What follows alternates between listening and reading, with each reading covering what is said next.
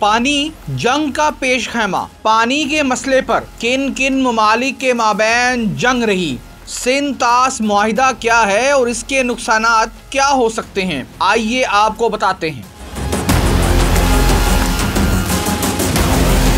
चीन दुनिया का सबसे बड़ा डैम तिब्बत में ब्रह्मपुत्र दरिया पर बनाकर बिजली की पैदावार हासिल करना चाहता है, जबकि भारत को डैम से महज इसलिए खतरा है क्योंकि इससे पानी बहुत कम हो सकता है, जिससे निचले इलाकों में रहने वाले लाखों रहायशियों को पानी की किल्लत का सामना होगा। सिंध-तास मुआहिदा खत्म करने का मकसद भी यही है। भारत को डर है चीन पानी रोक न दे, जिससे हमारी मईशत और ज़राअत तबाह हो जाएगी। बैनुल अक़वामी असूलों के मुताबिक भारत सिंध-तास मुआहिदा खत्म नहीं कर सकता। मगर सिंध-तास मुआहिदा है क्या? सितंबर 1960 की बात है। भारतीय वजीर आजम जवाहरलाल नेहरू और पाकिस्तान के डिक्टेटर और सरबराह मुमलिकत अयूब खान के माबैन एक पानी का मुआहिदा हुआ। उम्मीद की गई कि यह मुआहिदा दोनों ममालिक के काश्तकारों के लिए खुशहाली का पैगाम लाएगा। दरियाओं की तकसीम का ये मुआहिदा कई जंगों, इख्तलाफात और झगड़ों के बावजूद 62 बरस से अपनी जगह पर कायम है, मगर अब भारत ने इसको मनसूख कर दिया है। सिंध-तास मुआहिदे के तहत मगरबी दरियाओं यानी सिंध, जेहलम और चनाब को पाकिस्तान के कंट्रोल में दिया गया। इसके तहत इन दरियाओं के 80% पानी पर पाकिस्तान का हक है।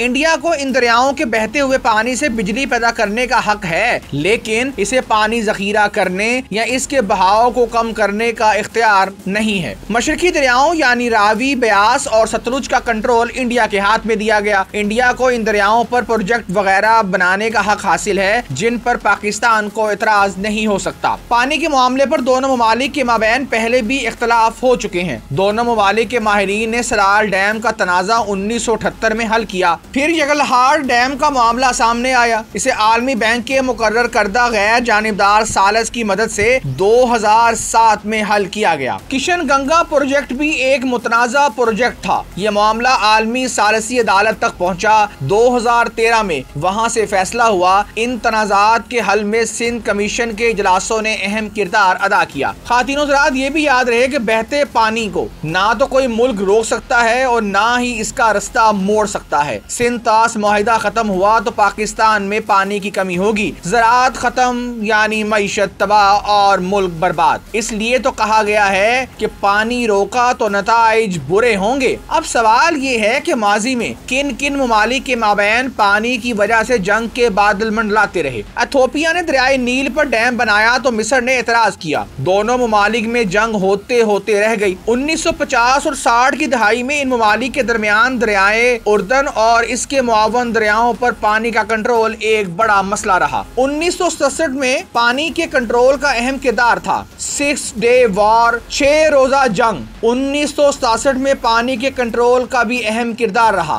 खास तौर पर गोलान की पहाड़ियां जहां से पानी आता है, इसराइल ने शाम से छीन ली। तुर्की ने दरियाए फरात और दजला पर डैम बनाए, जिससे नीचे वाले मुमालिक शाम, इराक को पानी कम मिला। नतीजा 1990 में शाम और इराक में एहतजाज, कशीदगी, हत्ता के फौजी तंसीबात भी हुई, मगर मुकम्मल जंग ना हो सकी। खातिनो हज़रात, कदीम तारीख की जंग जो पानी की वजह से पहली लड़ी गई वो लगाश बमुकाबला उमा 2500 कबल मसीह में लड़ी गई। ये जंग इराक में 2 रियासतों के दरमियान पानी के कंट्रोल पर लड़ी गई थी। इसे पानी पर पहली रिकॉर्ड शुदा जंग कहा जाता है। जंग के खतरात पाक भारत के मबैन तब हो सकते हैं जब पानी का मसला हल न हुआ।